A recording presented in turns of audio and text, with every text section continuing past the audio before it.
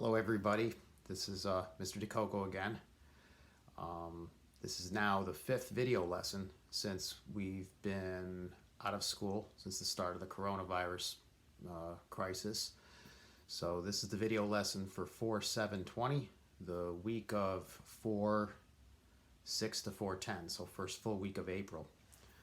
But three things I want to mention in this short video. One, I just want to go over a couple housekeeping details, recap some things you learned about last lesson, and finally introduce the new material.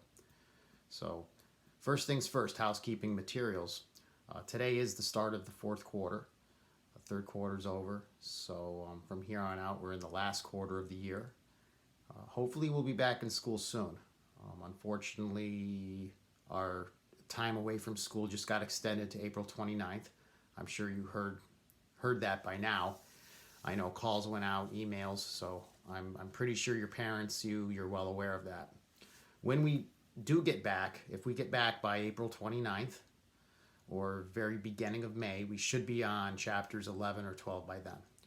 So currently we're in chapter 9, The Age of Jefferson. Just to give you an idea of our pacing and where we're going. All right, just a recap of last lesson. For starters, there was a couple questions. Some people had some trouble with the questions that went along with one of the links. One of the links was a reading, and then there were some questions you could do right online. So, some people had some trouble with that. I'll look into that and see what the problem was. But last class you learned about the Louisiana Purchase, which was the largest land purchase in U.S. history. One of the largest in world history, for that matter. Overnight, the size of our country was almost doubled.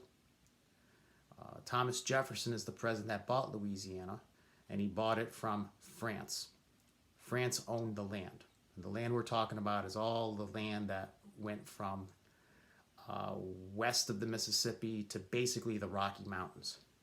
I don't have a map to show you, but maybe I can try finding a map and getting it on the screen one of these video lessons. But that's a large amount of land.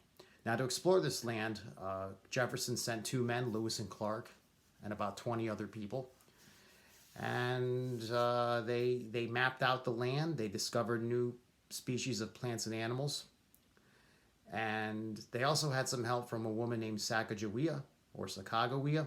Her name's pronounced different ways. She acted as a guide, as an interpreter. She was a young Native American woman who, at the time, was pregnant. She gave birth to a baby during the journey, and on the way back from the journey, she carried the baby the whole way. So Lewis and Clark, they were important because they were able to accurately map out the territory, find out what was on the land. But most importantly, they provide a lot of inspiration for Americans to move west. And that leads us into this lesson for today. The next section of the book in chapter 9 is about, it's titled A Time of Conflict. That's what your book calls it. Really, if you think about this, we've been learning about it all year, but there's a pattern in American history. As populations rise, as states are created, as territories are created, as basically our country grows and expands, it keeps growing west. West is where the natives are. Native Americans keep getting pushed west. So, as you can imagine, this is going to happen again. Right after the Louisiana Purchase, the problems with Native Americans start to rise once again. More and more Americans are moving west. It's causing more and more fighting, more problems. Native Americans, though, this time start reacting a little differently. They start realizing that as individual tribes, there's no way they can stand up to the United States. There's no way they can stop the flood of settlers. So very smartly, they start uniting. Tribe after tribe starts to ally themselves with other tribes. They also start trading with the British. Keep in mind, the British controlled Canada. They had soldiers there. They had a lot of people in Canada. So the natives very wisely start becoming very friendly with the British. They start trading for guns. They start making trade agreements. And that's a big problem that's brewing after the purchase of Louisiana. Trouble with the natives and trouble in the West. Another totally unrelated problem was the fact that during all of this, there's a big war going on in Europe between France and Great Britain. Great Britain and France, for that matter, start stopping American ships and kidnapping their crews. After a period of time, France stops doing that, but Great Britain keeps doing it, and this is called impressment. Impressment is when you force other people into the service of your navy. The reason why the British were doing this is because they were barely winning their war against France, and they desperately needed sailors for their navy. Life in the British Navy was harsh, dangerous, and they were having a hard time finding crews. Some British sailors actually had escaped and gone over to American ships. Keep in mind, if you're an English sailor who speaks English, it's a lot easier to get lost or hide on an American ship than a ship of any other nation that doesn't speak English. So Great Britain uses this as an excuse, though, to pull over every single American ship they can find on the seas. And many times there are no British sailors hiding on those ships, but British captains kidnap American sailors anyway. So this is making Americans furious at home, as you can imagine. And then finally, the third problem is issues with the Barbary pirates. You can say this is our first dealing with terrorism in our nation's history. The Barbary pirates were a group of people who lived in North Africa, and they used to demand tribute or protection money from all the countries of the world in order to sail their ships past their lands in the Mediterranean Sea. The Mediterranean Sea was a major area of trade, so this is a really important place to send your ships to trade for goods. All the other countries of the world basically paid the tribute because it really wasn't a whole lot compared to the money they had. But our nation was poor, young, broke. We didn't have the money. Plus, we didn't think we should have to pay money to the pirates. So we didn't pay tribute to them, and as a result, our ships were being attacked by pirates, our sailors kidnapped, and many times sold into slavery into North Africa. So those are our three problems that are occurring that you're going to have questions on for later. Problem number one, Americans moving west, fighting natives. Problem number two, the British kidnapping our sailors on the high seas. Problem number three, pirates attacking our ships and kidnapping our sailors in the Mediterranean. So, how do we react to this? There's three reactions to this. The first reaction is to the Barbary pirates. Thomas Jefferson, who's president at the time still, decides to stand up to the Barbary pirates. And from 1804 to 1805, just 1 year, we fight our first overseas war. It's undeclared, but Jefferson sends troops and ships to North Africa in order to fight the Barbary pirates. Congress supports this, and within 1 year, U.S. military forces beat the pirates in North Africa. We attack their home bases, we dispose of their king, and replace him with a ruler that's friendly to the United States. We get back most of our kidnapped sailors, and this marks the first time ever the United States fights outside of North America with soldiers and with ships. And it's a very tiny war. It's not long at all, but it also marks the first time that the United States is bullied or pushed around by somebody and fights back, stands up, and wins. So that's reaction number one to the pirates. Reaction number two is to the Native Americans out west.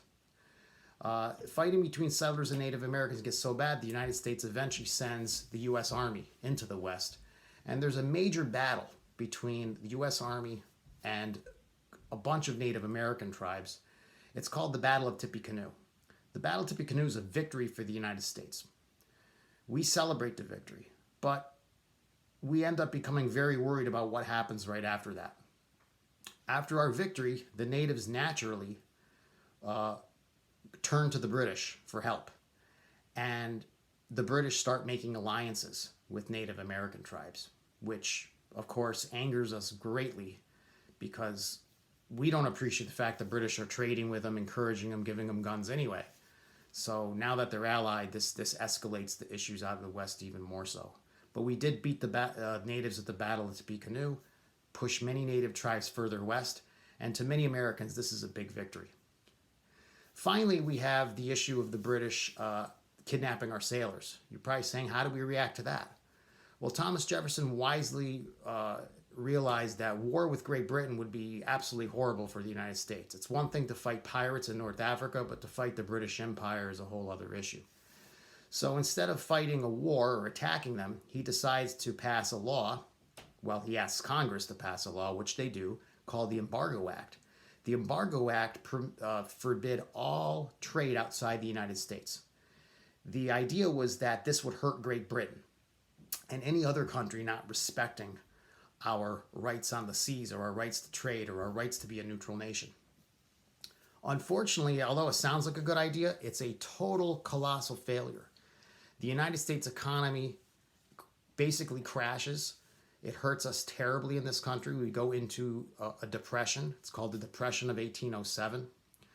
And it doesn't hurt Great Britain or any other country at all. They just find other people to trade with. So those were the three reactions to the problems. Reaction 1, we fight the Barbary pirates and we win. Reaction 2, we fight the Native Americans in the West and win. Reaction number 3, we pass the Embargo Act to stop Great Britain in their behavior against our ships, but that fails and hurts our economy. So the final thing I'm going to say is what this is leading to. This is going to lead to a major, major war with Great Britain.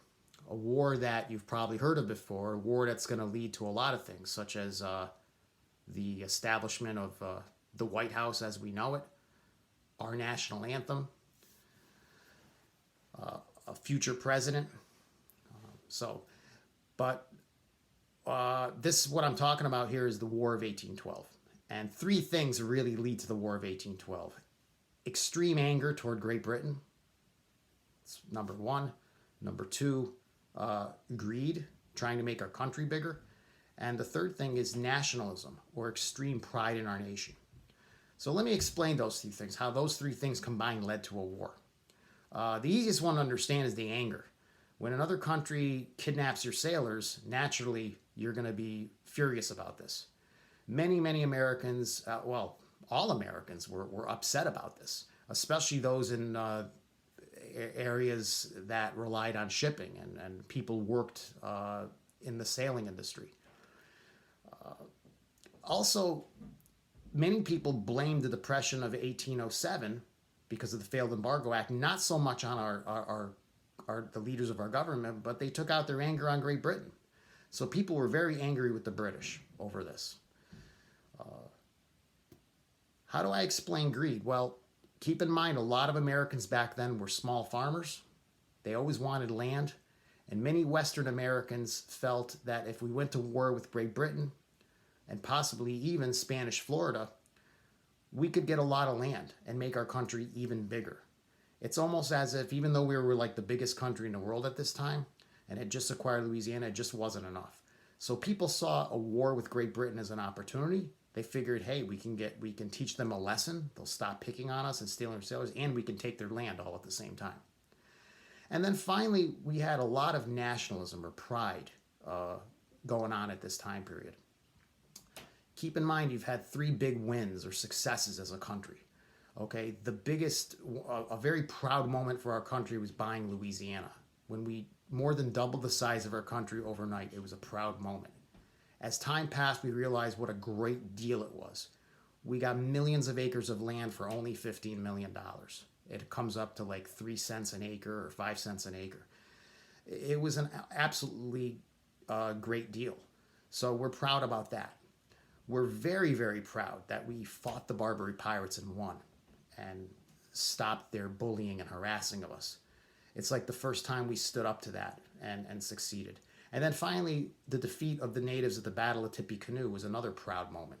Many people felt we had stood up to Native Americans who were trying to prevent the growth of our nation.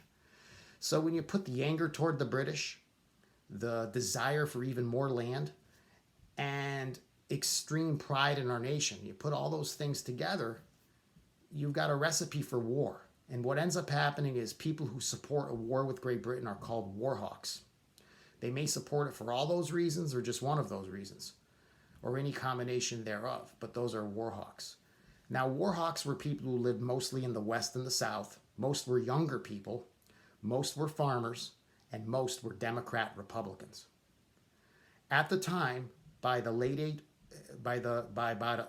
1810, let's say, around that time, about 3 out of 4 members of Congress and President Madison, the new president of the United States, after Thomas Jefferson decides not to run again, they could be classified as hawks. So since most of our government are war hawks, they quadruple the size of the army. They start talking about war. And this all happens in 1811. As this is going on, there are some Americans who are against war. Most of the people against war would have been Federalists, the opposite political party, people who lived in the northeast of the United States, and to a lesser extent, even New York State. These people did not want war with Great Britain. They thought it would be bad, and they didn't see the benefit to it. Regardless, though, what ends up happening is that in the spring of 1812, James Madison asked Congress for a declaration of war. And in June of 1812, Congress follows through and declares war on Great Britain. By July of 1812, we're fighting a war with Great Britain when the United States basically makes the first attack. We send an army into Canada to invade it. And this triggers a new war with Great Britain, which today we call the War of 1812 because it started in 1812. So that's what you're going to learn about, I guess, tonight or today or whenever you go through the lesson. Your assignment for next class is going to be to read about what I just explained, Chapter 9, Section 3. That's page 288 to 294. You want to complete the Chapter 9 and Section 3 questions that'll be posted on the classroom page. And there is also going to be a video attached about America's first overseas war with the Barbary Pirates. It's very short, but it's pretty good. It really sums things up and tells you how the war went. It's only like a 2-minute and 45-second video. So that's your assignment. Read, do some questions, watch a video. And that'll be posted on the classroom site. So, last thing I'm going to say before I check out here is to keep checking in every Tuesday and Thursday for lessons, for episodes on the YouTube channel here. Keep connected, keep checking online. Don't go on mental vacation here. Keep checking your classes, your classroom pages, check to see what work you have to do. And most importantly, stay safe and stay healthy. We're at the peak of the virus right now, according to the news. So, whatever you've been doing to stay healthy and stay safe, keep doing it. Wash your hands, keep your social distances, and hopefully within a few more weeks, we're back to normal. So with that said, have a good day, and I'll see you next time. Bye.